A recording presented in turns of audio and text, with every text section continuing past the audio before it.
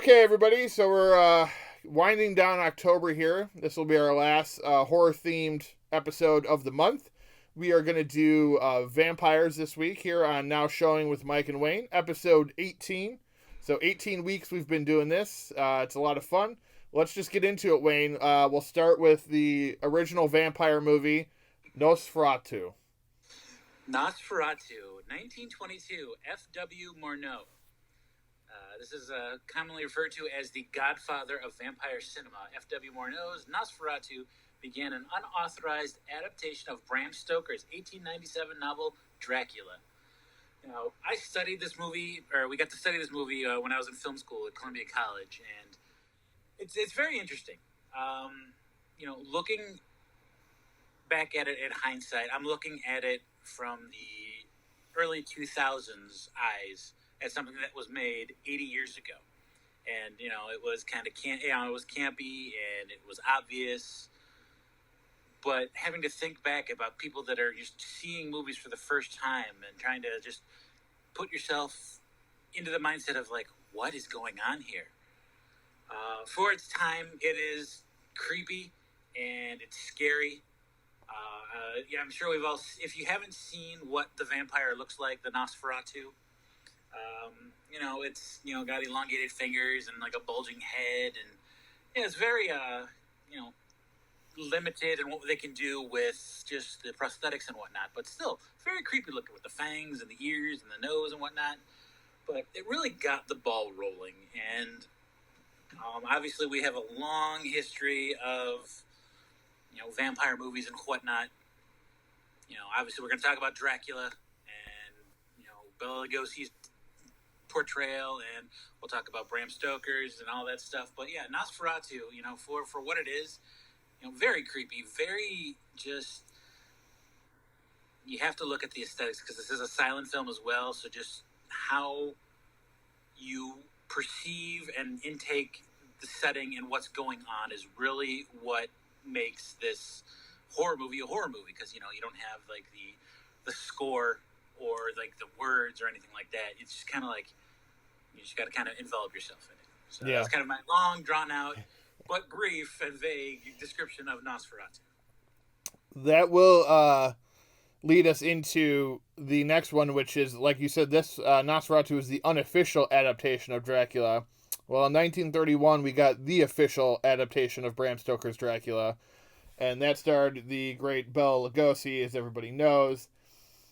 It's, Dracula at this point in our lives has kind of become the standard story, right? You look at Francis Ford Coppola's Dracula, and you look at the original in 1931, and if you've seen one, you kind of seen both of them to an extent. Obviously, one is a little more family friendly, I would say, in the 1931 version. They weren't doing a lot of like blood and guts and stuff back then. It was very kind of PG or G for probably those times.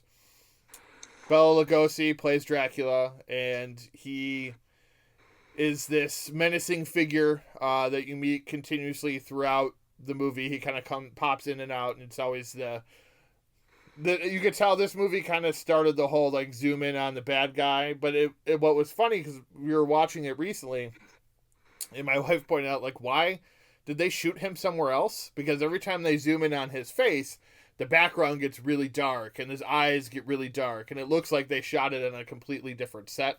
Obviously, they just lit him differently to make him look more menacing. Obviously, this day and age, we do it a little differently, so it is kind of like cheesy looking to maybe a 2020 audience. Right. One of the things that this movie introduces is just kind of like all of the details, like sleeping in the coffin and the drinking of the blood and, garlic and crosses and sunlight. And, a lot of time, it's kind of really set the framework of the groundwork. Well, I mean, I guess the books, are what lead us to that, give us the details and whatnot. But, this is for the first time we really see it in a film, and it's laid out. And subsequent films after this really do kind of just follow the path. And then, there's some changes, obviously, here and there. Let's just jump, or I don't want to jump into it too quickly, but if we're going to talk about the Twilight series, and they really kind of bend or break the rules when it comes to a lot of this stuff. Yes. But, without jumping too far ahead, sometimes it works to kind of stray away from that, and sometimes it's just kind of like, well, Yeah, what I'll say about the Twilight movies, first off, they're not good. So this is in no way a defense of the Twilight movies. But if you kind of look at it in the same structure that Dracula 1931 came out, and it was like, this is a movie, yes, about a guy who bites people and kills them and turns them into vampires, but we made it so anybody could watch this movie. Now, vampires had evolved over time in film, and most vampire movies are rated R, so therefore they're not made for everybody. So then you get these Twilight books that kind of bring that whole family-oriented vampire back to the screen. And I think that's kind of what they were going for. We're like, hey, everybody could watch these. They don't burn in sunlight. They sparkle. They bite, but they don't. It's more caressing, It's not as violent. I mean, there were PG-13, so there is some action and some violence and stuff, but it's not very bloody. It's not very gory. They were made for a different audience. They weren't made for us. And again, they're not good, but I understand if people like them. Right. But because it's really a love story when you break it down. It is, yes, it is really a love story, which is what, I mean, Dracula at the heart is a love story, too, between Mina and Jonathan and Mina and Dracula. I mean, that's the kind of centered theme throughout every Dracula movie, whether it be Dracula 1979, Bram Stoker's Dracula from 92, The Lost Boys. You have Dracula Dead and Loving It with Liam Neeson. I was hoping you would bring that one up. Classic. I love that movie. That was one of my favorite horror comedies back in the day. But even that hinges on the romance. Dracula always gets the last word. Well, when you bring up romance, a lot of these are really hypersexualized. Yes. If we talk Interview with a Vampire, yes. It's oozing sexual tension and mystique. It's I don't know if I should be attracted to this vampire, but hey, how you doing? And that's what, because we just watched that one yesterday. If you follow me on social media, I posted about Interview with the Vampire, and it's been a while since I've seen it, but it is, as I said, it was dripping with sexuality, and it has this sexual tension, but the sexual tension is mostly between three guys, and that's something that for a popular movie in the cinema in 1992 you wouldn't necessarily expect, and I thought they did a great job with kind of making everybody feel that. I mean, it's just it's so there, and Rebecca's like, are they gonna make out? And I'm like, it feels like it, but obviously they don't. But it's that kind of will they? Well, it's like the will they, won't they? Kind of get together, but they're all kind of bastards too, with the exception of Brad Pitt. And that's, I think he's so pure and so beautiful. They kept bringing that up, how pretty he was. But it really. How much did you hate Tom Cruise in that movie? What a great, fantastic job he did. And I was going to mention this. He kind of went for it. He was on the verge at this point of being a superstar, and this movie showed that he could do it because, like Leo, Jack Nicholson and De Niro, it took a movie that he played so against type, but was still so good in it. And so captivating, and makes you want to watch him just kind of chew the scenery, which he does so well. And I think it helped Brad Pitt, because Pitt will tell you that he was, at this stage in his career, he was still learning. So he was still getting into those kind of meteor roles and still kind of trying to be the better actor that he knew he could be. It just kind of took him a while to get there. So having someone like Cruise and someone like Antonio Banderas, or even a young Kirsten Dunst, who was playing ahead of Brad Pitt in this one as acting wise. Obviously Brad Pitt's the second lead in this movie, but the scenes with Kirsten Dunst where she just kind of lays into him too are really good. She did a really good job. She plays that spiteful little girl awesomely, and it's just someone so young to be that talented at that point in her career, I think was impressive.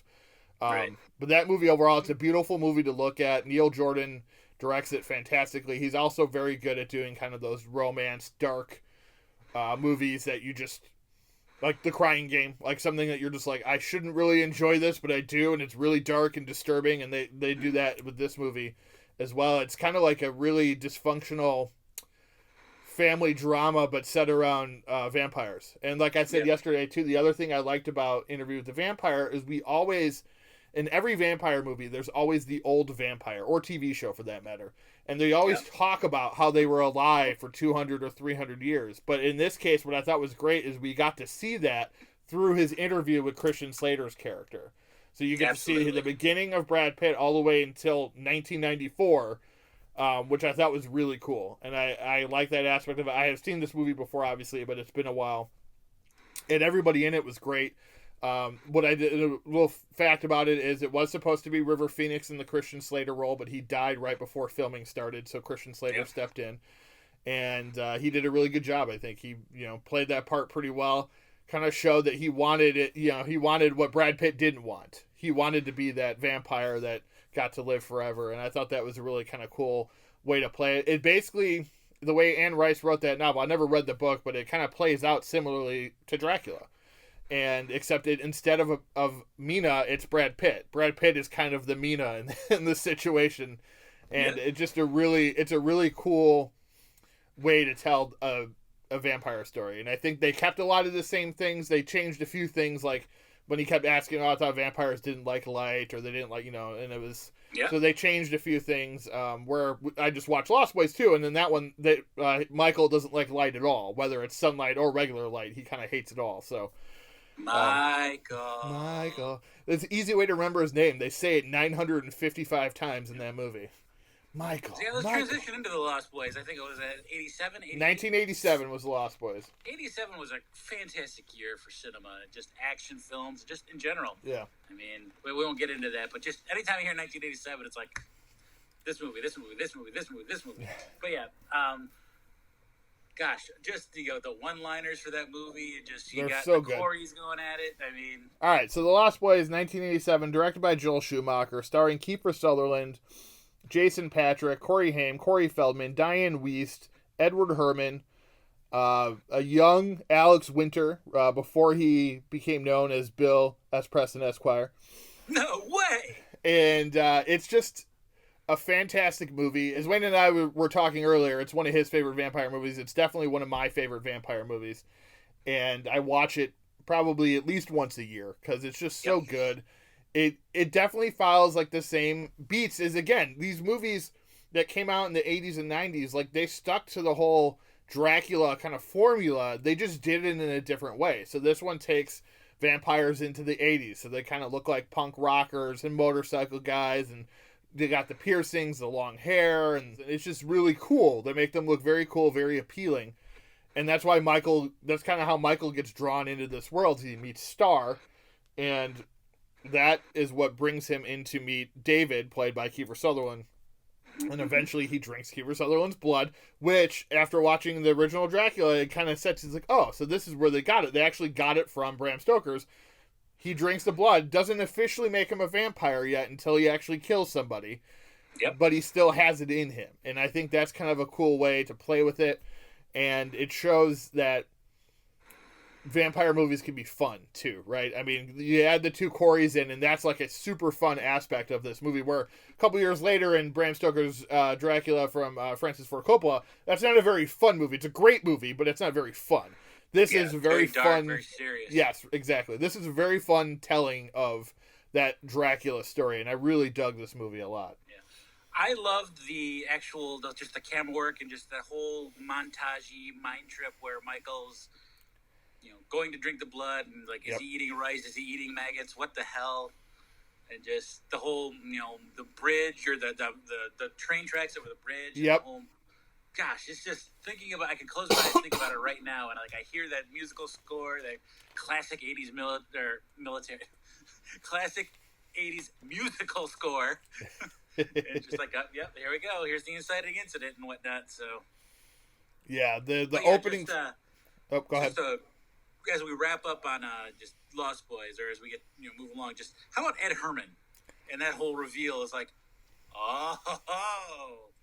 I'm not going to go into detail just in case you haven't seen it. It was 20 plus years old, but this is one of the ones where I don't really watch this movie if you haven't seen it. It is definitely worth your hour and 45 minutes. Yes, it's very good. The opening song is great. That's kind of the theme throughout the film. It's just a fantastic movie. Great music all over. Great performances from a lot of young actors. Jamie Gertz plays Star. She does a really good job.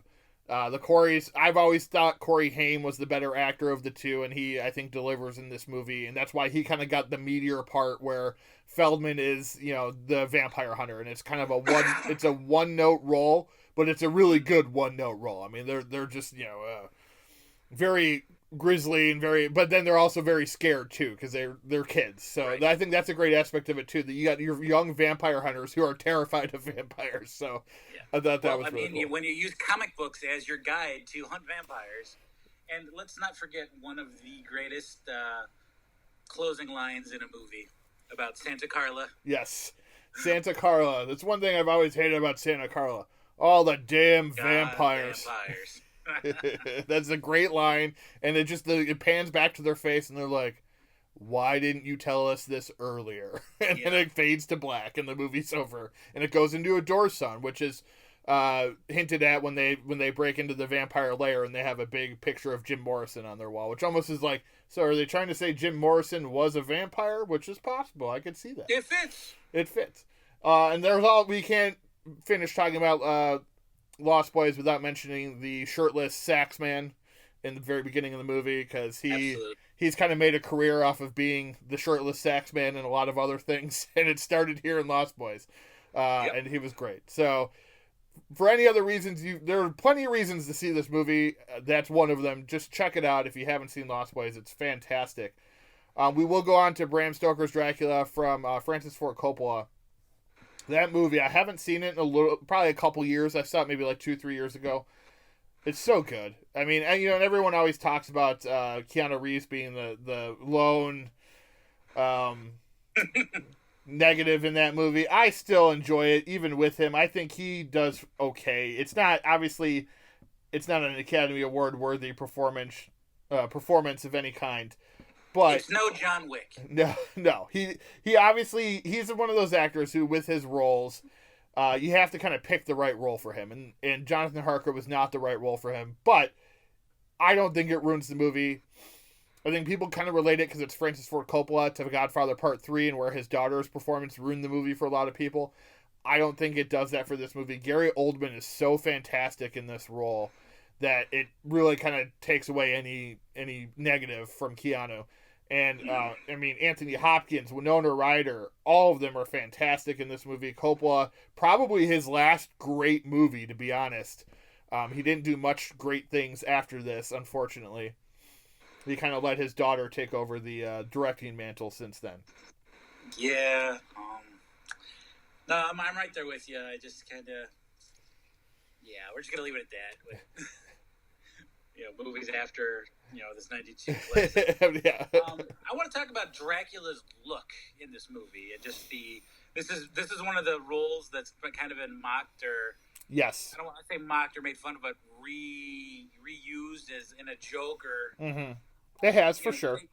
Imitation is the most sincere form of flattery. It's like, well, I don't know about that, because just the weird bouffant type yeah. Where I get, it's kind of like, this is the centuries old, creature of destruction, but I don't know, kind of odd.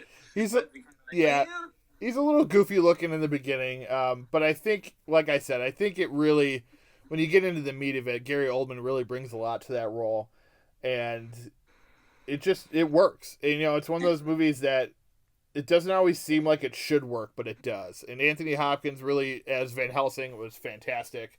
And Winona Ryder, this was at the kind of the height of her career before her revival recently. And she was very good as Mina. She was the great love interest to both Dracula and Jonathan. And it's a really beautiful movie to look at. It's very violent, very gory. Lots of red, if I remember correctly. We do get to see some of like Dracula during the Crusades and stuff, which I thought was really cool. Just a lot of different things that you don't necessarily get from all the Dracula movies, and a lot of that had to do with is the budget. They had a lot of money to spend back in 1992. It was a $40 million budget. It made $215 million, so it was successful. Mm-hmm. Nominated for 3 Oscars. 4 Oscars. Sorry. Won 3 of them: Best Costume, Best Sound Editing, Best Makeup, and it was nominated for Best Score as well. Best Song, my bad. which was performed by Annie Lennox at the Oscars. But it's it's just a really great movie. I think a lot of people don't talk about it as much anymore. I think kind of Lost Boys, something a lot more fun, is one of the more talked about vampire movies, and this one, I think to us vampire fans, it stands out. But I think to the general public, they just don't talk about it as much, which is kind of a shame because I think it's really kind of held up and kind of stood the test of time. And maybe at the time when it came out, not everybody loved it, but I think a lot of people love it now. Yep. I mean, it's definitely got that cult following status. Yes, yeah.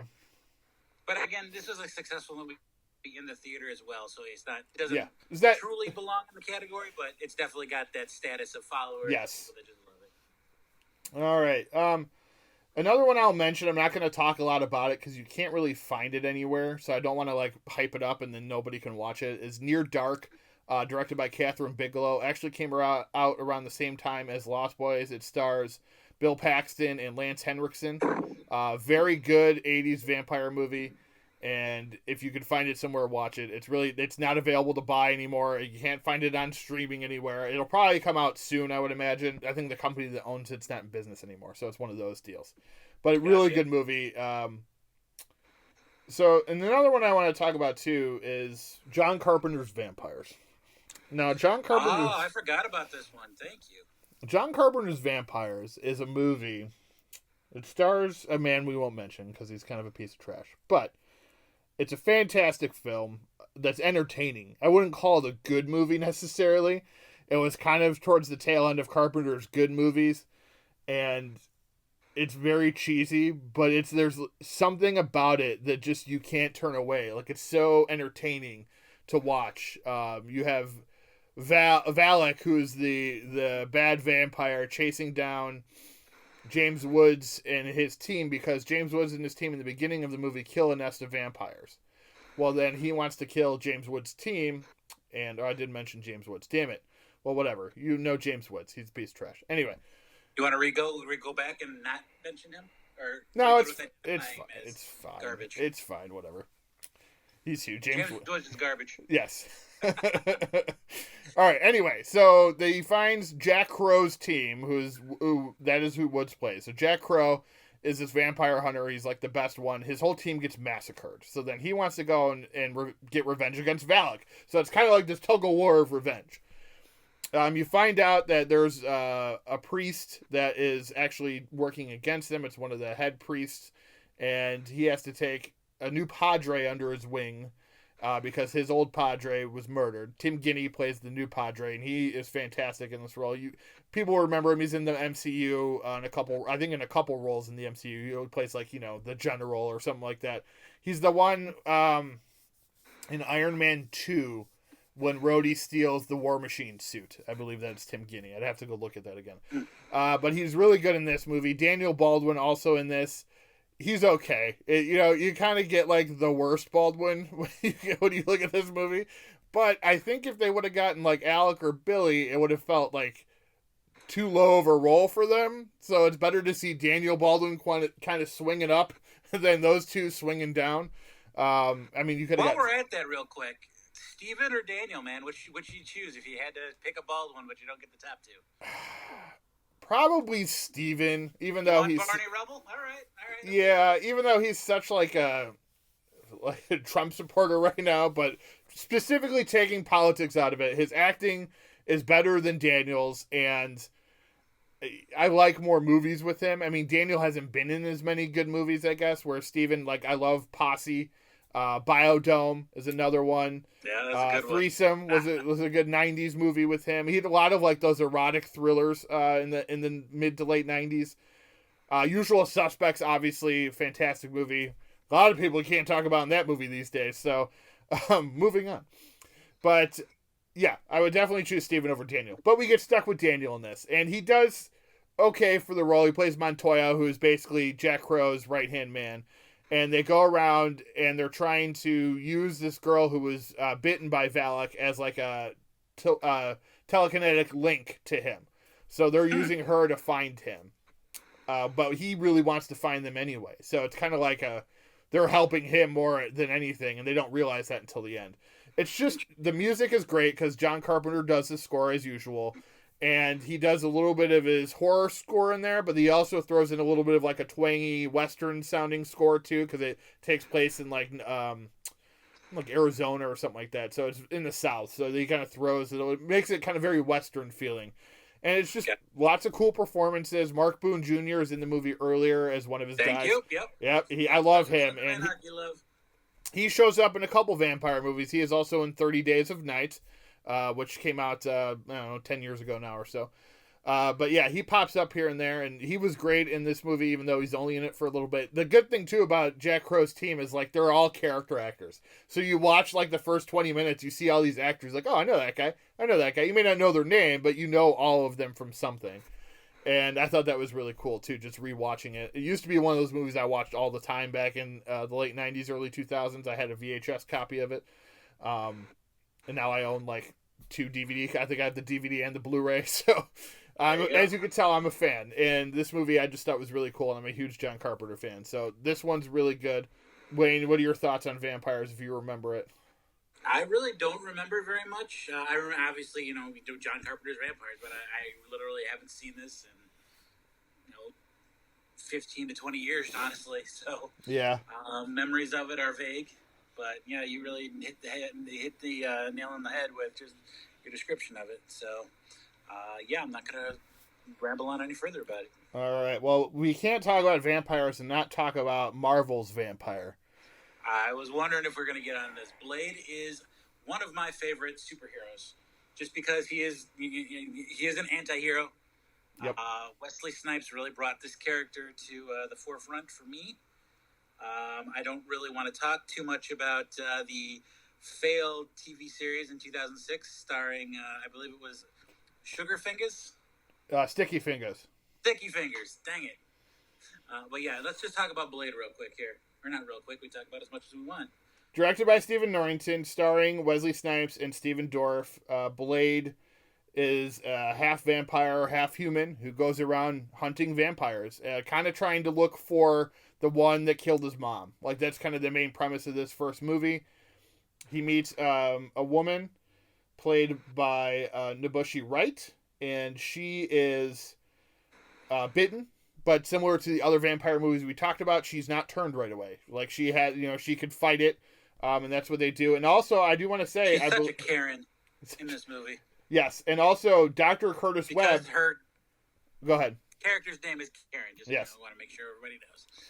Also, we just talked about Tim Guinea from Vampires. Tim Guinea, also in this movie, is Dr. Curtis Webb, who is Karen's ex-boyfriend, is killed in the beginning by Quinn, and then you later see him as a vampire-like creature towards the end of the movie. So Tim Guinea, like in vampire movies in 1998, because they both came out in that same year. Was he the mutated doctor that failed to turn? Yep. Karen. Yes, that was him. Stephen Dorff plays Deacon Frost, who's the main bad vampire. Chris Christopherson plays Whistler, a role he would play 2 more times. Donnell Logue is great as Quinn. I love Donnell Logue. Udo Kier, who I'm pretty sure has been in multiple vampire-type movies. He was in Shadow of the Vampire, which is loosely based on the making of Nosferatu, which I'll talk about after we're done with this one. Udo Kier, though, plays the elder vampire. Sanaa Lathan ends up playing Blade's mother, which we don't realize till later, so if you haven't seen it, I'm sorry, I spoiled it for you. Tracy Lords plays Raquel in the very beginning. She's a vampire that bites one of the main characters in the beginning of the movie. Or not main character, sorry. One of the side characters in the beginning of the movie that kind of starts off the whole film. Bloodbath? Yes, the bloodbath in the club, yep. I want to talk about the villains really quick, man. Stephen Dorff in this movie, man, I think he is just excellent with just his evil prowess of just like this high class, just... Especially when he becomes the, what is it, Lumaga? Yeah, at the very end. That whole deal. But that whole fight scene is really cool. Even though a lot of it's CGI, it's really good CGI, and they do a really good job with it. He's one of those actors to me. He's very Christian Slater-like, and that's why I think I'm drawn to those type of actors for some reason, because I really like Christian Slater. I really like Stephen Dorff, and they're both in vampire movies. Dorff plays a great villain. The scene where he puts all the sunscreen on and comes out in the daytime, I thought that was really cool. Your mascara's running. Yes, something that you never really saw. After when you see that scene, and then you think back to other vampire movies, like, well, yeah, why didn't they just do that so they could go out in the sun for a little bit? Now, would that help? I don't know. Foundation and concealers. Exactly. And Chris Christopherson. Gotta talk about Donnell Logue, though. Oh, Donnell Logue, yes, because he's like the comedy of the movie. God. He keeps getting his arm cut off, and that's kind of the character arc for him. That's about it. And then he wants to kill Blade because of it. Yep. Well, just that whole scene where in the beginning when Blade, pins him to a wall and sets him on fire. Yeah. And yeah. They take the corpse into the hospital, and that's where Karen ends up getting bit, right? Yes. Yep. He bites her. Yep. Also reading this too, Stephen Norrington, the director, was actually in a scene portrayed Morbius, who has a movie coming out next year starring Jared Leto, in a cameo, but the scene was cut. So that would have been cool, I think, to see Morbius. That's why I was excited for these movies. We never get Morbius. We do get in the third movie Ryan Reynolds and the team, which is supposed to be like that team that you see in the Blade comics, but the Night Stalkers or whatever. But like that. Yeah. That is, minimal, and that movie, I like that movie, but the third one is kind of a joke, and Ryan Reynolds makes it hilarious, so. Yeah. It is really more of a comedy. Like, I like the people hate Blade Trinity. Oh, yeah. I like it for its comedic stuff. I mean, exactly. When Blade's tracing Drake with the baby, and then, just the classic, which we joke about all the time. Good. But, I mean, it was an interesting take. I really liked that aspect about how, it's an ancient Egyptian... Was he cursed, or... I don't see, now I'm kind of... It's more like the old Dracula story. Like, they throw the whole, Bram Stoker's Dracula story into that character's backstory. And they go through history. Dominic Purcell plays that role. He does it really well, I think, for an actor whose range isn't necessarily that high. But I thought he did a good job in that role. It's okay. I mean, then there's Blade 2 as well, which we kind of skipped over that one. A lot of people actually like that one more, and I think that has to do with the director, and that's Guillermo del Toro, because that was his first big Hollywood movie. And people just, I think, I didn't like it at the time. I respect it more because you can see his style shining through in Blade 2. It's just, there was a lot of misuse of CGI, which he was not familiar with at the time, and kind of has gone away from it in his future movies. Like, there's not as much CGI in Hellboy. There's not as much CGI in some of his later films, Crimson Peak or Shape of Water. But I think he learned his lesson in Blade 2. But Blade 2 is fun. It's a cool movie. Blade 2. Yeah, it's a fun thing with Ron Perlman. It's like, oh, you dick. Ron Perlman, and then you get the guy from Fast and Furious. Yes, but also Walking Dead. Daryl. What's his name? Norman Reedus. Oh, Scud. Scud. Norman Reedus plays Scud, who is a great character and a great new character in that movie. And you get the Whistler has been kidnapped, and so they're trying to find him. Because at the end of Blade, you're led to believe that he's dead. And then Whistler, you find out that he's actually still alive, and they're just kind of feeding off of him. And they rescue him. And then, unfortunately, if you haven't seen Blade 3, he perishes. But then you get Jessica Biel, who's his daughter, and that whole thing. And that's an interesting whole thing. So the Blade series as a whole is fun. The first movie, though, is really good. I think people should really watch this movie if you haven't seen it. I just remembered that Triple H, the wrestler... Triple H was in the third one along with Parker Posey. A really weird role for her in the third movie. That's right. They seemed like the teeth they got for her were too big for her mouth, so it was just always weird to see her talk. Because her and Ryan Reynolds had a good back and forth in that movie, I thought. Okay, let's see. We kind of mentioned 30 Days a Night. I thought it was okay. Underworld, another one, obviously. That one, vampires and werewolves, but that one more of an action series, I would say. Very good. One I did want to talk about, Wayne, you probably haven't seen it, but it's called A Girl Walks Home Alone at Night. And this movie, right now, people are like, that's a vampire movie? That sounds like an art house movie. And it is an art house movie, but it's an art house vampire movie. It's in black and white. I am not familiar, so please educate me, sir. It's in black and white. It's directed by Anna Lily Amapour. It stars Sheila Van, Arish Morandi, Mozhan Marno, Marshall Monish, and Dominic Raines. Let me read the plot here. A young, hardworking Iranian man named Arash lives with and takes care of his heroin-addicted father, Hussein. They are harassed by a cruel drug dealer pimp named Saeed, who seizes the young man's prize car in exchange for money the father owes him. In a crime of opportunity, Arash steals a pair of diamond earrings from the wealthy young woman he works for, Shadiah. So he comes across a strange young woman in a chador at night. She persuades Saeed to take her back to his apartment. While there, she grows long fangs and first bites off his finger, then goes for his neck, killing him. So that's how this movie starts. And it's basically this young woman who walks home alone at night. Like, that's kind of the premise. Like, she just kind of wanders the street, and she ends up getting involved in these people's lives. And there's a woman out there who's, like, being treated poorly. She ends up, like, helping this woman. She ends up helping this boy out. It's somewhat similar to Let the Right One In, if you've seen that one, which is another foreign horror film, such as A Girl Walks Home Alone at Night. People know that movie. That's why I haven't really talked about that one as well. That's a great movie. The remake is even pretty good too, Let Me In. Not as good as the original, but it's pretty good. That's a good point, because I wanted to touch on that other aspect, how a vampire cannot enter your premises unless they are invited in. Yes. So. Yes, and that happens in this movie. That happens in Let Me In and Let the Right One In. It happens in Lost Boys. It's a little different, which I kind of like that in Lost Boys. It's you invite them in, then you're powerless against them. They can come in regardless, but if they don't get invited in, you can kill them. If you invite them in, you can't really do any damage, which explains the end of that movie. This one works very similarly, but I love it. This movie is fantastic. The first moment I saw this movie, I fell in love with it. It's really good. It's on Shudder right now. It is very artsy, but it's really just it's taking that vampire idea and just showing what you can do with it. And it's a very small story, but it feels very big in the way that they filmed it and the way that they shot it and the performance and stuff. I highly recommend this movie if you like vampire movies. Nice. I want to jump back to the whole superhero aspect. Well, not really superhero, but got to talk about the Underworld series, I feel, a little bit here. Yes.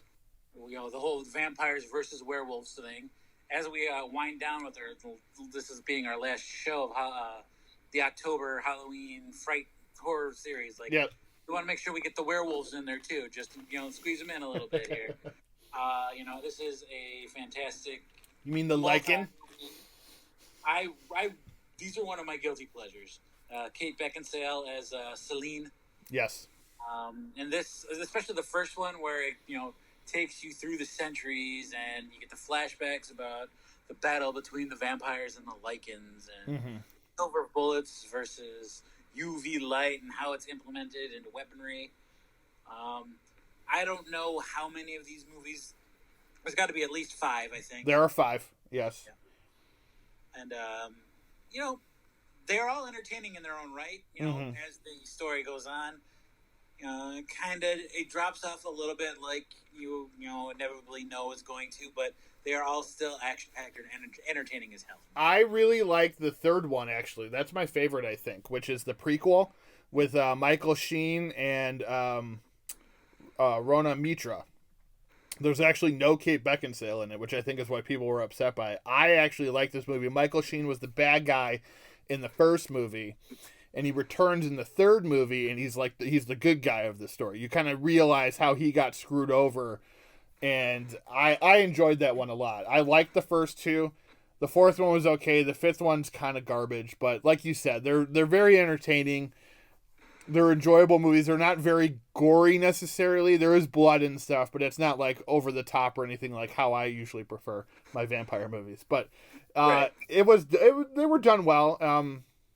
I enjoy these movies. I own them. So like if you get a chance to watch them, I believe the first 3 are still on Netflix, so you can go check them out there. A couple other ones before we move on to our next segment. I do want to mention a few other movies that I'd like people to check out. I already mentioned Let the Right One In, Let Me In, which is the remake of that one. 30 Days of Night, which I'm not the biggest fan of, but it's an enjoyable vampire movie. I think for me, the worst part is the vampires. Like, I kind of prefer my vampires like a Deacon Frost or Dracula, where they're very kind of smarmy and talk, very arrogant. Like, where in 30 Days of Night, they don't talk. They speak like their own vampire language. And they had Danny Houston, who he always plays a really good villain. And he's not speaking English. It's just it doesn't feel very threatening. But it does have Josh Hartnett, who I'm a huge fan of. He's really good in it. Ben Foster's in that movie as well. Mark Boone Jr., we already talked about. Daybreakers with Willem Dafoe and Ethan Hawke. I really dug that movie. It's more of like a, what if a vampire movie was kind of like shot like The Matrix, almost. Like, it doesn't take place like in computers or anything, but just the style of it is very much in that vein. Lots of cool like slow motion effects and stuff. Very cool.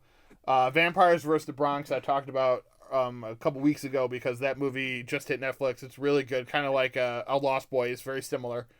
Byzantium, also another Neil Jordan movie. He did Interview with the Vampire. Byzantium, also very good. What We Do in the Shadows, a really good, funny vampire comedy from Taika Waititi. Shadow of the Vampire. I posted about this movie recently. I watched it again. John Malkovich, Willem Dafoe. John Malkovich plays the director of Nosferatu. Willem Dafoe plays Max Schreck, who's the actor that played Nosferatu. In this one, they change it. Max Schreck is actually a vampire. And in order to get this girl that he loves, similar to Dracula, he has to be in this movie for the director to make this really cool movie. I thought it was a cool aspect of Nosferatu. I really liked how they did it. Kind of stuff you don't really see all the time. Fright Night, the old version and the new version. I like the remake. A lot of people hated it. I thought it was really good. I do think they used a little too much CGI in it, but I still like Colin Farrell as the bad vampire, and Anton Yelchin, the late Anton Yelchin, was really good. Vampire in Brooklyn. That's Wes Craven's vampire movie. Comedy, Eddie Murphy, Kadeem Hardison. Buffy the Vampire Slayer, another comedy. Funny movie. From Dusk Till Dawn. Great flick. Tarantino, Rodriguez, George Clooney. I mean, how could you go wrong? You can't. It's fantastic. Once Bitten with Jim Carrey. It's a vampire comedy I was fond of in my early Jim Carrey stage of my life, where I was a huge fan of his. I still am, but I watch all his movies continuously back when I was younger. That was one of them. And the last one I'll mention is Blood-Sucking Bastards. It's a office comedy horror film about two guys, Joey Kern, and let me bring up the other actor because he was in Cabin in the Woods. It is directed by Brian James O'Connell, stars Fran Kranz and Joey Kern as two guys who work in an office building that is slowly being taken over by vampires, played by the great Game of Thrones actor Pedro Pascal. He's the main vampire. And Joel David Murray is in it, Bill Murray's brother. And he is like the old manager of the office who they're planning on getting rid of. I'm sure you can guess what that means. So it's these two guys, one of the girls in the office that Emma Fitzpatrick, I believe is the actress's name, and then another guy who's the security guard, and Marshall Givens, I think. And they are basically like fighting their way out of this building. Joey Kern is hilarious. He's from Super Troopers. He's one of the stoners in the very beginning. He's been in a lot of other movies. He was in Cabin Fever. He is hilarious in this movie. He really keeps the comedy going. It's really good. I feel like it's a movie people haven't heard of. Again, Blood-Sucking Bastards. Definitely people need to check this movie out. It's a lot of fun. Let's not forget Abraham Lincoln Vampire Hunter 2012. Yes. Anthony Mackie is in that one as well as the guy who plays Abe Lincoln. I forget his name. Some British dude. It's actually Abe Lincoln. Yeah. They brought him back to life as a vampire. That one was okay. I wasn't a huge fan of that one. It was all right. Yeah, it was all right. We should probably mention Dark Shadows. Dark Shadows, Not so yeah. much for the movie because I wasn't really a huge fan of. The movie was okay. It was, yeah. The sitcom, or I'm sorry, not the sitcom, but the TV show. It's like a soap opera, basically, right? Yeah. That was really successful. It had a really big following. Right? I mean, this probably had cult following status. Yes. Well, if we're going TV, True Blood, Vampire Diaries, the originals. Buffy the Vampire Slayer, the TV show, Angel. Lots of vampires on TV. The Strain, that one did it a bit differently. That was from Guillermo del Toro, who we'll be talking about here soon. But yeah, so I mean that, we kind of didn't have, as you could tell in this part of the episode, we didn't really have much of a direction of where we're going. We just wanted to talk vampire movies, and that's what we did. So we hope we gave you guys some good ones to go look up, maybe to watch on Halloween, as this episode will come out the day before Halloween. May give you some ideas, and yeah. So sometimes you just want to get bitten and get sucked. This is true. That is sometimes something that you want to do. All right. Well, that'll take us into our review of the week, which this week we reviewed the 2020 film The Witches, directed by Robert Zemeckis, starring Anne Hathaway and Octavia Spencer, with voiceover by Chris Rock, who then is kind of on screen towards the end, I guess. This movie is a remake of the 1990 movie starring Angelica Houston. It's based off of the same book by Roald Dahl, and it is about a boy whose parents die in a car crash, and he then has to live with his grandmother, who tells him this story about witches. And then the witches show up, and his grandmother gets freaked out. They go to this hotel, and lo and behold, at this hotel that they go to, the witches are having this big retreat or whatever, and they're talking about how they want to kill all the children because witches hate children. They think they smell terribly. Even when clean, they actually smell worse the cleaner they are. Mm-hmm. And so they want to end children in this world. And Anne Hathaway plays the Grand Witch, Octavia Spencer plays the grandmother, and Chris Rock plays the main character, but as an older version. We hear him mostly in voiceover. Mm-hmm. Very interesting. I really, really enjoyed this remake. I did not think I was, because the 1990 Angelica Houston movie scared the shit out of me. Just when they start turning into, oh my God, I was 8 years old, and I saw this in the theater. Yeah, I was frightened. I eyes closed, fingers in the ears, just trying not to pay attention because it was frightening. But Octavia Spencer is she not fantastic in everything? I can't think of one thing I don't absolutely love her in. She's really good in pretty much everything she touches. Anne Hathaway, though, I would say she was really, really good as well. Just very spot on. We talked about Keanu Reeves and the bad accent and whatnot. And although hers is embellished here, I think it works with the creepiness. Yes. Now, I will say, having watched the original the day before, if you follow me on social media, I posted about that one as well. And she does a very admirable job compared to Angelica Houston. They both did really good. They kind of over-exaggerate that accent on purpose, I think. And it works for the character. Maybe I made the mistake of watching the original before this one. I did not care for this one that much. However, I'm willing to admit that it wasn't made for me. And I read a review from someone who I follow on Twitter recently, and they said, the original was made for people that were kids in 1990, and this one was made for kids that are now. So it has a lot of tropes that are in kid movies today, and I guess I just don't resonate with those as much as I did with the 90s one. I watched the 90s one. I still enjoyed it. We had Kelsey Kern on Facebook asked if she was worried it didn't hold up. It still holds up in my opinion. This one didn't like it as much, huh? I did it. It just didn't do it for me, and it wasn't terrible. Like, I didn't hate it or anything. It was one of those movies I don't know that I'll go watch it again. I was surprised that Guillermo del Toro wrote it when I saw the end credits. I was like, oh, okay. Yeah. But I know that he loves these stories. Like, similar to us when he was a little older, but he grew up on kids horror from his time, which is maybe about 10 years before us. He probably grew up more on the book than we did. And right. I think it'll be enjoyable for kids. I really do. I think kids will like this movie. It just wasn't my cup of tea. Towards the end, I kind of just felt bored, and I was just waiting for it to be over. Even it's not very long. But see, this is good, Wayne. You liked it, and we kind of did, very, very Midsummer here. I love Midsummer. You hated it. So very, like I said, I didn't hate this movie. It wasn't my cup of tea, and I thought Anne Hathaway was good, and I thought Octavia Spencer was very good. The kid is better in this one.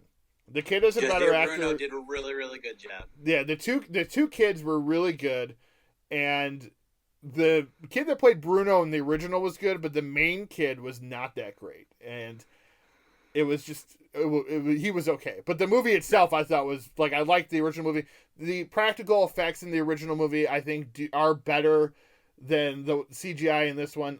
I did like towards the end. We won't spoil what's happening.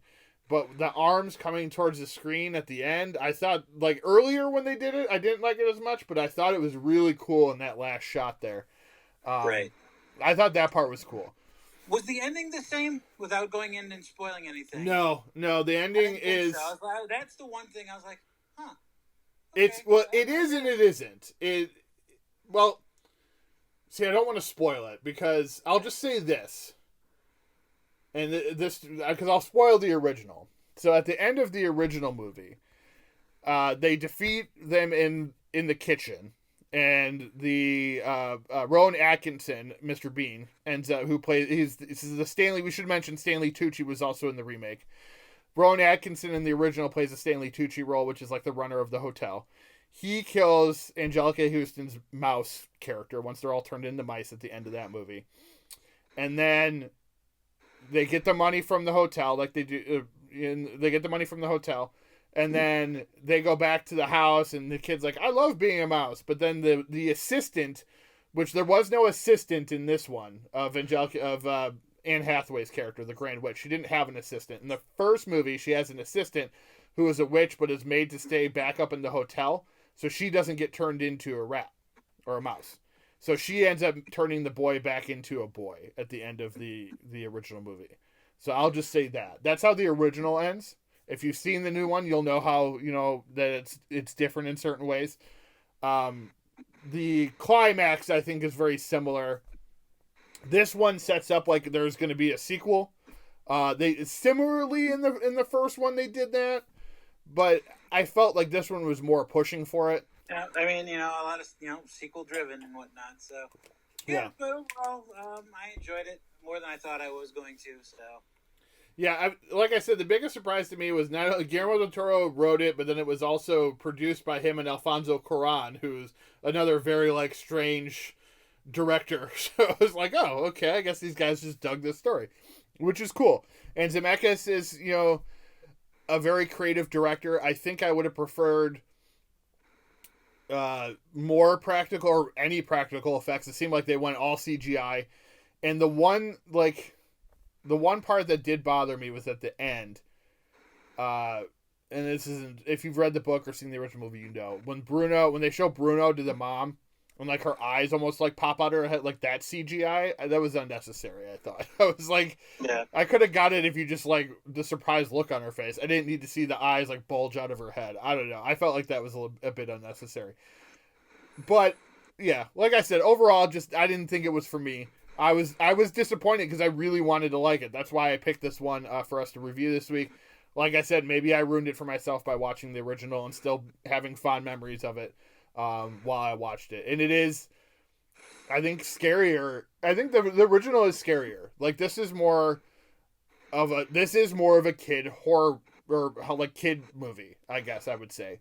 Then I felt like the original, like you said, you were terrified in the theaters when you saw Witches. Yep. It was a scary kids movie.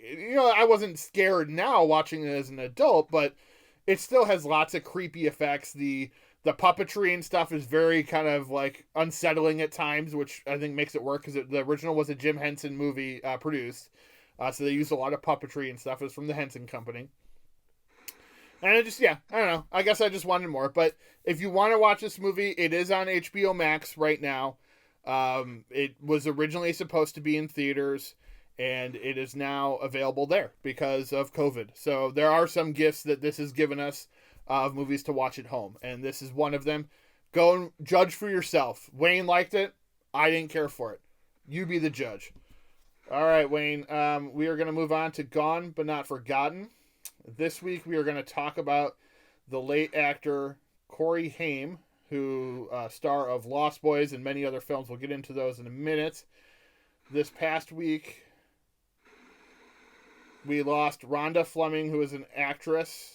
She was 97. And then the other one was James Redford, son of Robert Redford. It was a documentary filmmaker. He passed away of cancer at the age of 58. I thought that was pretty sad, being that Robert Redford is still alive, and that sucks. I can't even, losing a child. So rest in peace to both of them. We will move on to Corey Haim. Corey Haim, born December 23rd, 1971, died March 10th, 2010. He was Canadian. I don't know if many people knew that. He was a child actor. I think people at this point in our lives know that he was a child actor. He was a very traumatized child actor. A lot of this falls into just really touchy subject about exploitation, and we go into all the people and all the bad people in Hollywood and all this stuff. Yep. But yeah, just a tragic tale when you really delve into what very tragic he and Corey Feldman and other child actors at this time were subjected to, honestly. And yep.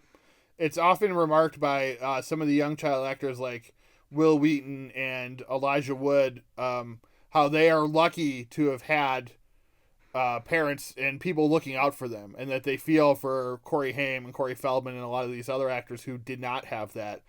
Donna Plato of Different Strokes, those type of actors that just didn't have the support system that some of the other actors had. And, you look at people like Elijah Wood and Will Wheaton, and they're able to make like careers out of just kind of being themselves. And then you get Corey Feldman, and he's still struggling, I think, kind of to figure out who he is and what he's supposed to do. Yeah. And Corey Haim could never really figure it out. And that, I think, growing up, I was a fan of these two, from Silver Bullet, with Corey Haim and Lucas, and License to Drive.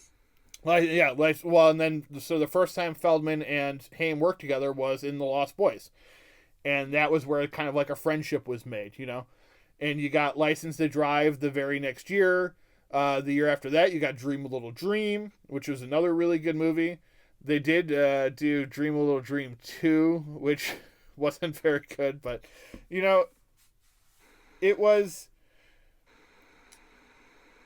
sad to kind of see what he had to go through, and watching his other movies. Like I said, I've always had the feeling that Corey Haim was the better actor.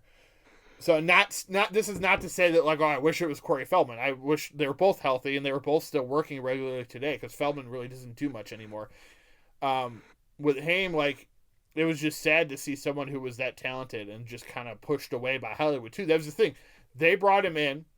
They ruined him. Not saying that all of Hollywood is responsible, but Hollywood in a general sense ruined him and then just kind of tossed him away. And that was a really hard thing, I think, for them to struggle with and to get back on their feet. And that's why they turned to drugs. And Corey Haim was a big drug addict towards the middle part of his life. He had gotten clean, I believe, by the end, but he still relied, I believe, on prescription medication, which he ended up dying, I think, of pneumonia, but the prescription medication led to whatever causes that happened. And it was just a sad story. So to go back and kind of reminisce on some of the bright spots, at least to our, it's even hard to call them bright spots, right? Because they were having such a hard time when they were making some of these movies. But at least they were giving us the entertainment, I guess, to enjoy. And it is sad to kind of think back, like, while we were watching these movies, enjoying them, that they probably didn't have a great time making most of them. Right.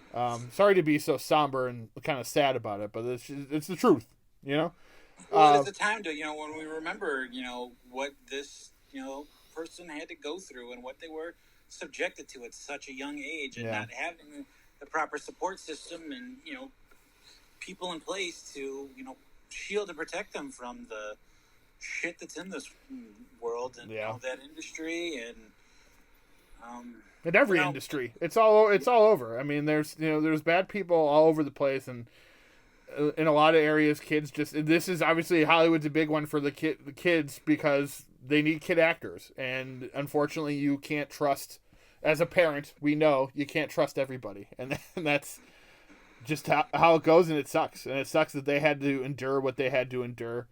I was really excited in 2009 when Crank High Voltage came out, because Corey Haim had a role in it, and it was a significant role. It wasn't just like a cameo.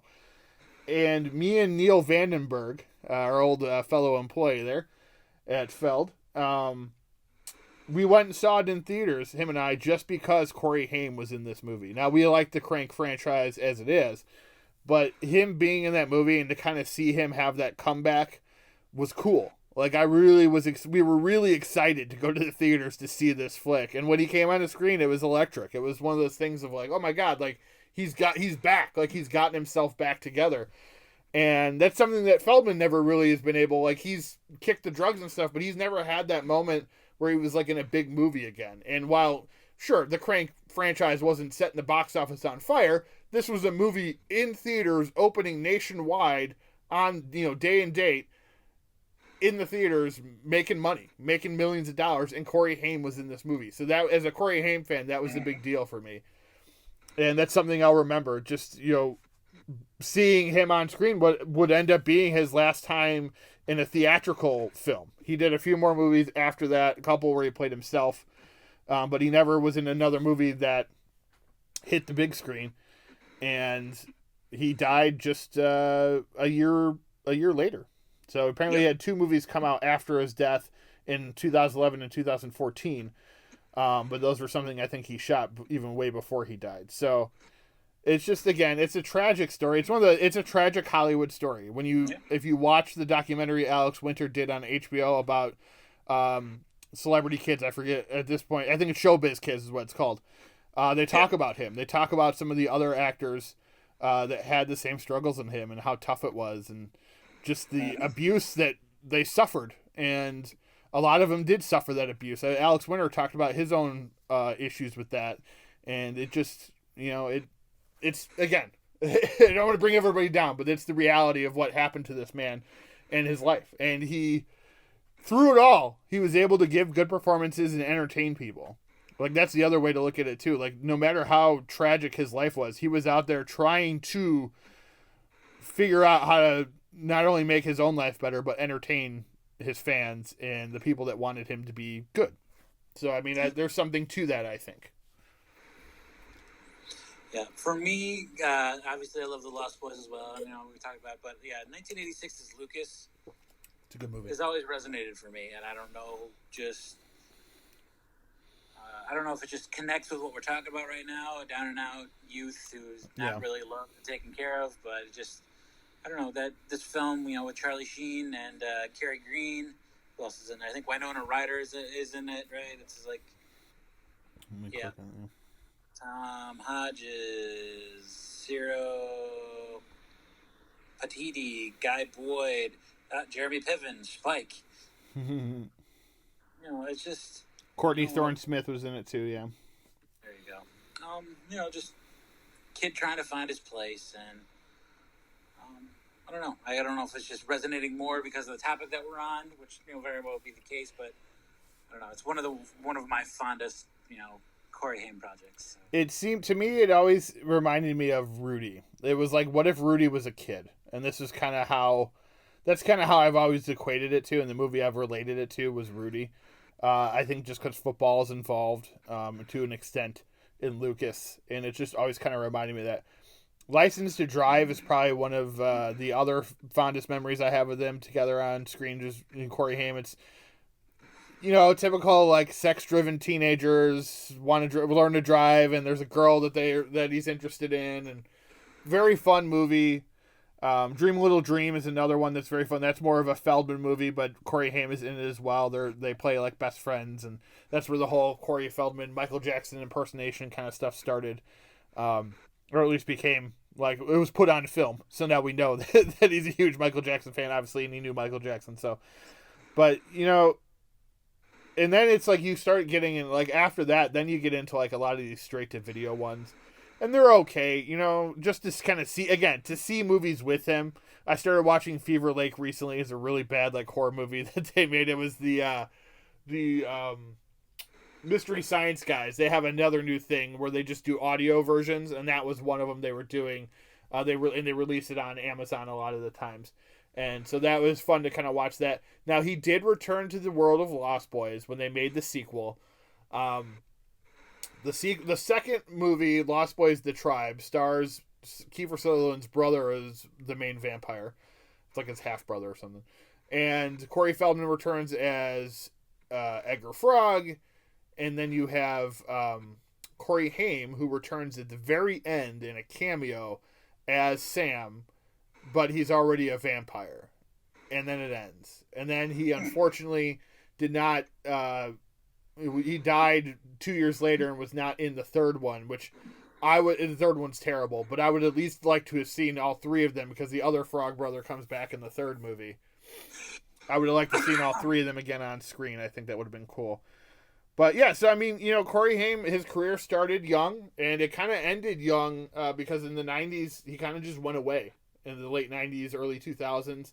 Like I said, he had the brief comeback with the Two Corys TV show, which I watched on the regular because, again, being a fan of those two, I wanted to see. It was emotional because they talked about their abuse. They talked about Hollywood and how it screwed them over and their drug problems, and it was nice to have a show where you could see like two guys that you admired as a kid, but just kind of go through everything that they went through, but relaying it to the audience, kind of showing us something we hadn't seen before. And so, wherever Corey Haim is, I hope he's resting in peace because obviously he had a pretty tough life, and that was rough. So it's if you can watch a Corey Haim movie, if Lost Boys is playing somewhere right now, go watch it because it's a great flick.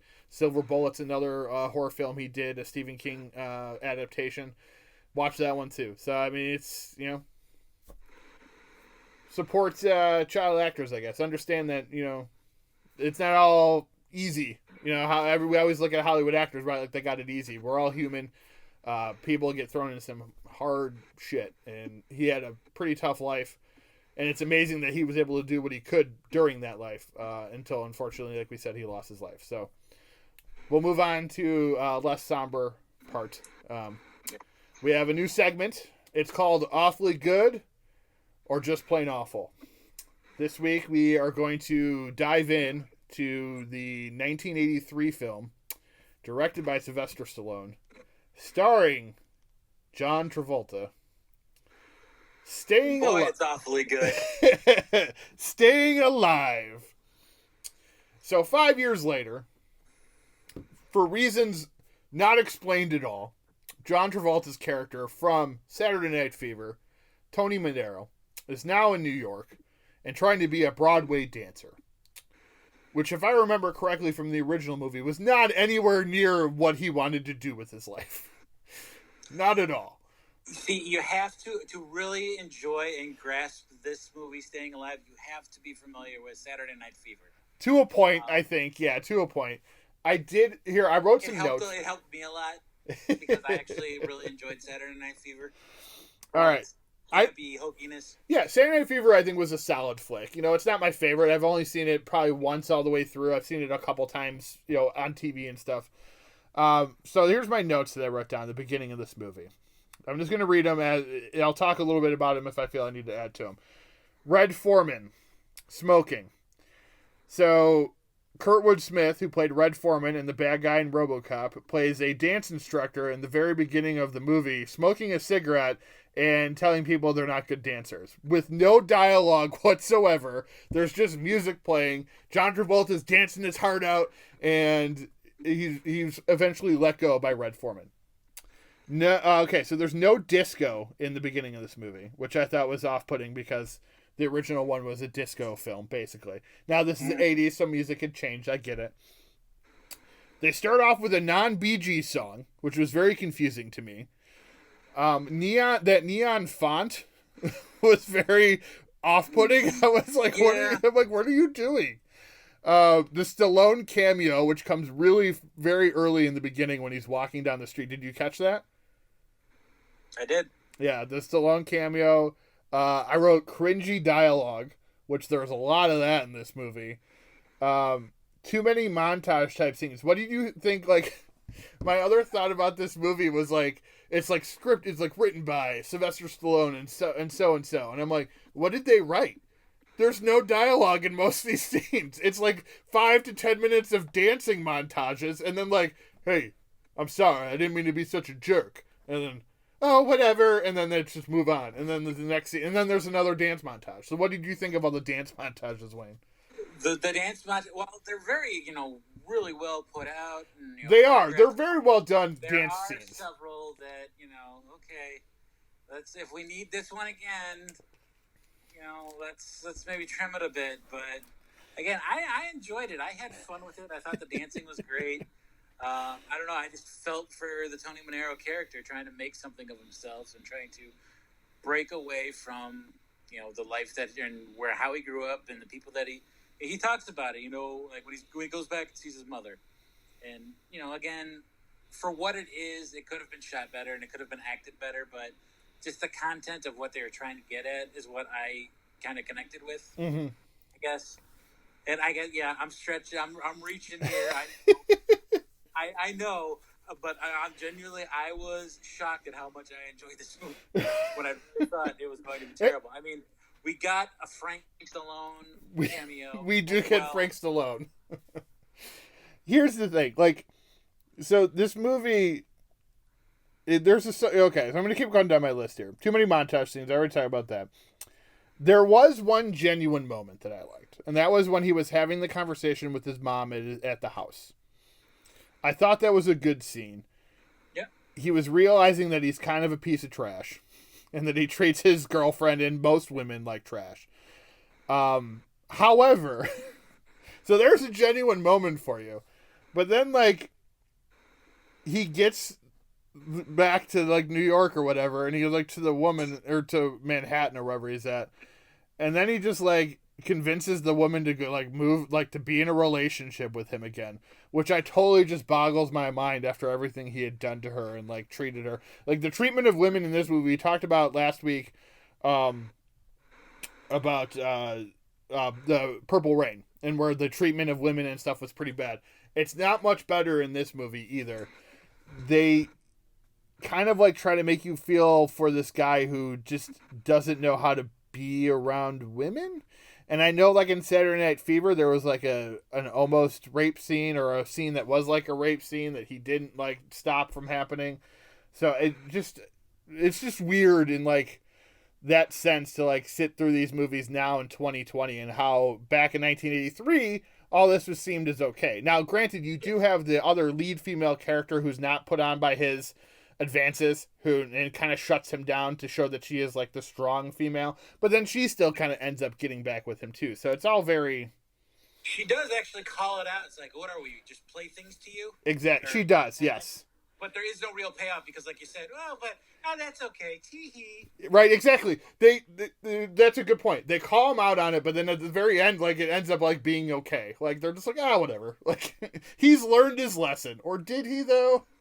Yeah. Can we just talk about how perfect the ending was, though? Oh, my God. There's only one thing I want to do right now. And then they play the Bee Gees classic, Staying Alive. Oh, my God. Square. If by perfect you mean laughably horrible. Like, I enjoyed it. I was like, this is perfect. Who says that they got to strut? Who says that? That's not a thing people say. You're not like, hey. Maybe it was in the early 80s and the 70s. Hey, up your nose with the rubber hose, Barbarino. Because he didn't do it he didn't say it in the first one. He just strutted, and that was the scene. So, like, I just felt now he's successful. He can emphasize his struttingness. And meanwhile, let's be honest, he's successful in one Broadway dance play, which is apparently a thing back in the 80s, that he... Honestly, watching that, I was like, I really would go and watch that whole thing. Dude, I had no idea. Really cool, like, that was so strange. I'm like, here's the thing. Like, I could tell why people, when this came out, didn't like it. You watch Saturday Night Fever, right? It's about disco. It's about this... It's kind of like a coming-of-age story, right? Yeah. And then you get to this one, and the last, like, 20 minutes is people being whipped on stage in S&M gear, and you gotta be like, wait, what is going on? Is this in the same world as Saturday Night Fever? I don't understand. And it was just strange. Yeah, I don't know. Oh, the other... I wrote using music as dialogue, which is basically because in those montage scenes, the songs they would choose would be like, you gotta move better, you gotta be a better person. And it's like, so that's like their driving force, is like to show him getting better or whatever. I put WTF is happening at the last show. He treats his girlfriend like shit. Whipping. Lack of script. Lame. Strut. I wrote that down. So amazing struts. The strut itself was cool. The line was lame, where it was just like, I got a strut. It was so good. It was so bad. It was just good. Well, that's like the thought about this movie. That's why we're talking about it, because a lot of people think it's a bad good movie, or a good bad movie. It totally is. And the other thing too I loved is when he was auditioning for the agents and stuff, and he's like, well, I play sports, like baseball and push-ups. I'm like, push-ups is not a sport. Like, that's poker is a sport, push-ups can be a sport. I'm like, that is an exercise, not a sport. And then it ends on a freeze frame, which is one of my biggest pet peeves. I hate freeze frame endings. I always have. We've talked about this before. So when it ends, and it's very 80s to end on a freeze frame, I don't know. It just grates on me. I love Hellboy 2. Hellboy 2 ends on a freeze frame. It's still, like, I love watching that movie until the last frame of the movie, and I'm like, no! Why? Just fade to black! Yeah. I don't need a freeze frame, because it almost like the freeze frame reminds you that you're watching a story. You know what I mean? And it's like, I don't need to be reminded. I know I'm watching a movie. It kind of takes me out of it. And it's like, oh. Now, with this movie, it didn't really take me out of it, because I wasn't really into it at the moment. So I was getting so much over the top for this movie. Wow. With just the montages, I guess. Yes. Another classic Stallone movie. It reminds arm wrestling and stage dance, or Broadway dancing, they go hand in hand. They do. It reminds me of the song from Team America, which is the montage song. Even Rocky had a montage. Like, you could tell that's what Stallone's experience was at that point directing, was montages. So it makes sense that it's full. It's like probably 45 minutes of montages in this hour and a half movie. I mean, it's the intense camera zooms into the character. Oh my God. Poor Jackie too. I really felt for Jackie. Now, granted, she brought it on herself a lot of the times because she should have just left him. Even like she had the moment where she left him, and then they still got back together after that. I was like, what is going on in this movie? Man, it's love, dude. It is what it is. I guess. And the love and strutting. He couldn't quit him. I got a strut. Hey, I love how he just leaves her, and everybody is, I'm just going to go walk around Times Square. Yeah, I did it. My mother's in the audience, but hey, she can home. Everybody I know is here, but I'm just going to go strut, because that's what I got to do. Oh, my God. All right, so Wayne, you're obviously in the awfully good part for this one. It's in between for me. There are awfully good parts of this movie, and then there are also plain awful parts of this movie. Yep. So I'm going to say in the middle. It's in the middle. All right, so just to give fans an idea of what this movie's rating is. On Rotten Tomatoes, the film has a rare approval rating of 0%, based on a total of 25 reviews, and this is where it's big here, with an average of 2.68 out of 10. That means that they really, really didn't like this movie. Because you could have a bad movie that's like a 4 or 5 out of 10, and it's just a movie that people thought was not good enough to be a positive. This was hated back in the day. But that's why it makes it perfect prime for this topic that we're talking about. The idea I had with this topic was we were going to stick with 0% movies, but then when I realized that we would eventually run out, I figured I'd call it awfully, off of Wayne's idea of awfully good movies, so awfully good or just plain awful. So in Wayne's case, you say? Awfully good. Loved it. And I say right in the middle. Not loved it, but... I say right in the middle. There are some fun parts about this movie that make me laugh, and there were some really cringy parts that I think just kind of take you out of it. But it's not altogether awful. And that's, there was some competency while making this movie. I just think that the idea behind it was unnecessary.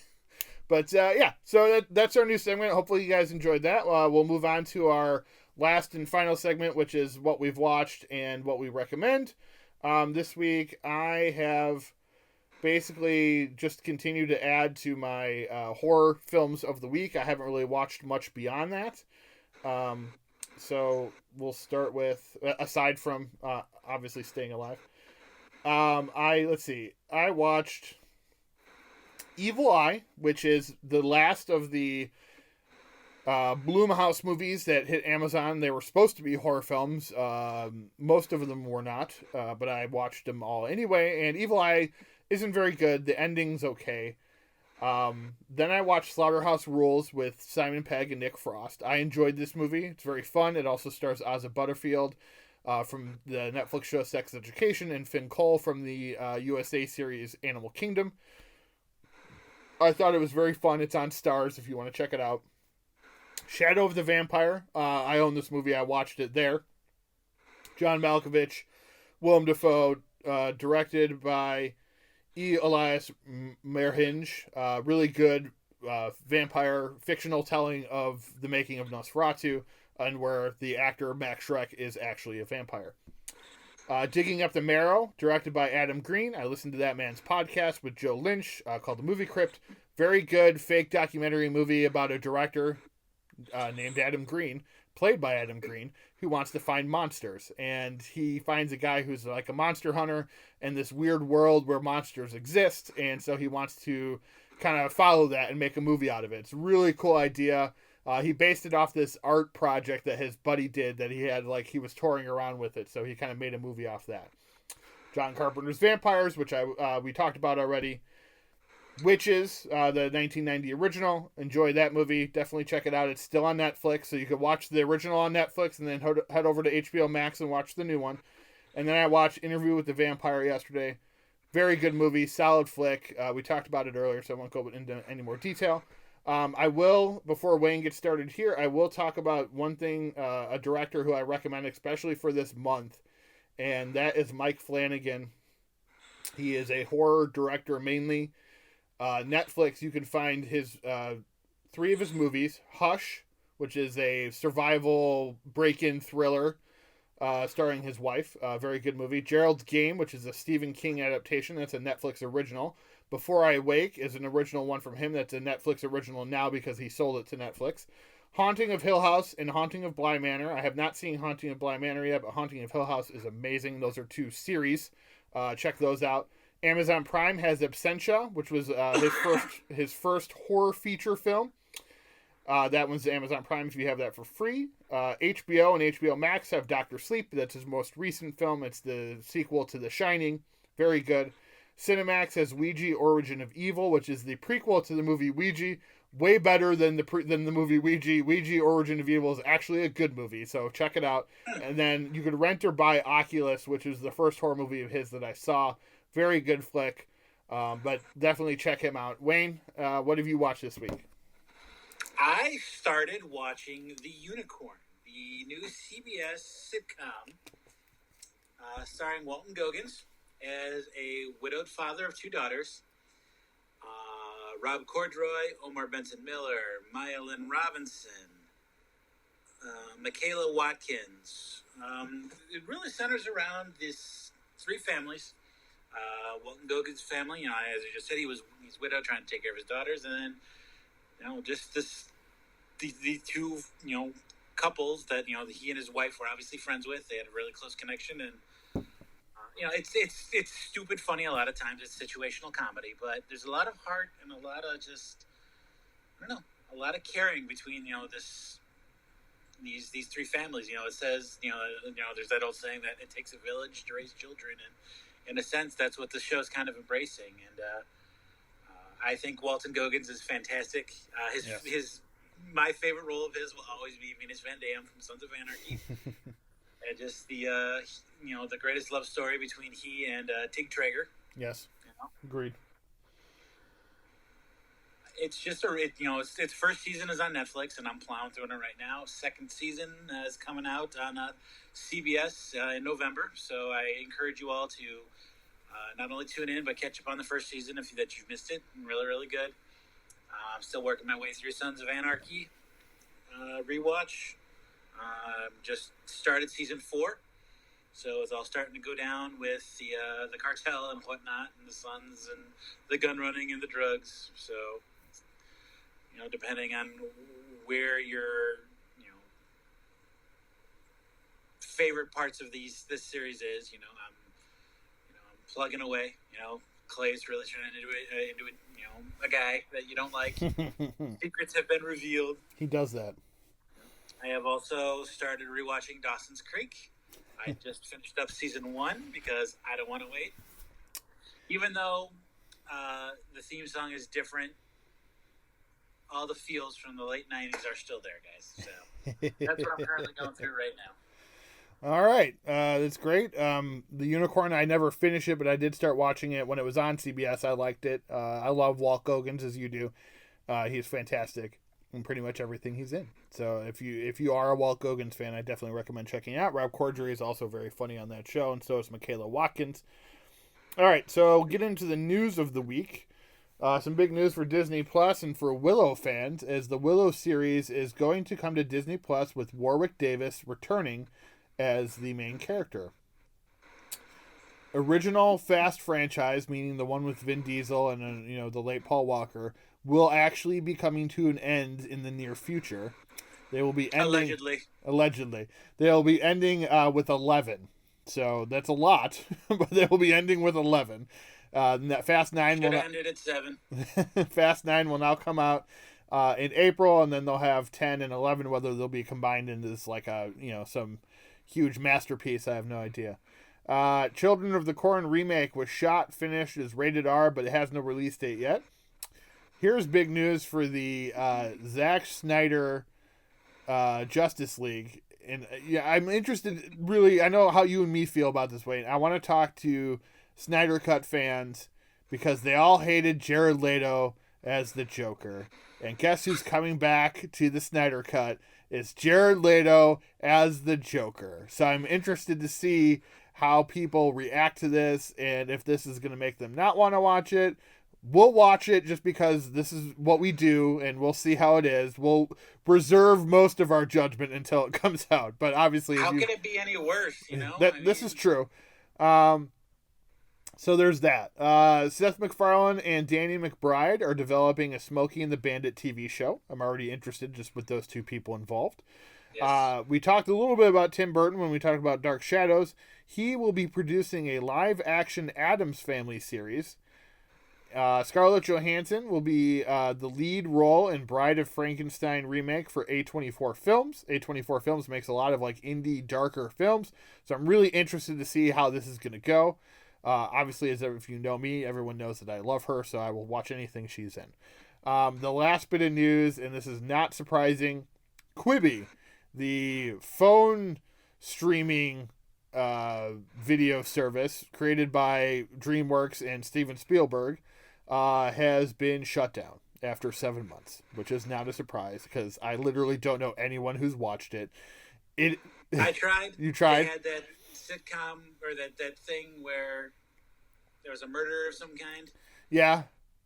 I needed more than 9 minutes. Okay. Episode, okay. So. My hope is, because I've heard there was some good things, I heard the Kevin Hart one was good, which is basically they said is a movie. It's because I think there's I don't know how many episodes of it, but there was enough. They basically called a movie, and it's called Die Hart, where Kevin Hart tries to become an action star who's trained by John Travolta.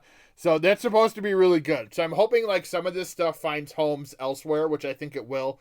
Sam Raimi produced 50 States of Fright or whatever I think is what it was called. So I would like to watch that. I just wasn't wanting to sit and watch it on my phone. So so Quibi is dead. If you're a Quibi fan, I am sorry. And also why? Yes, exactly.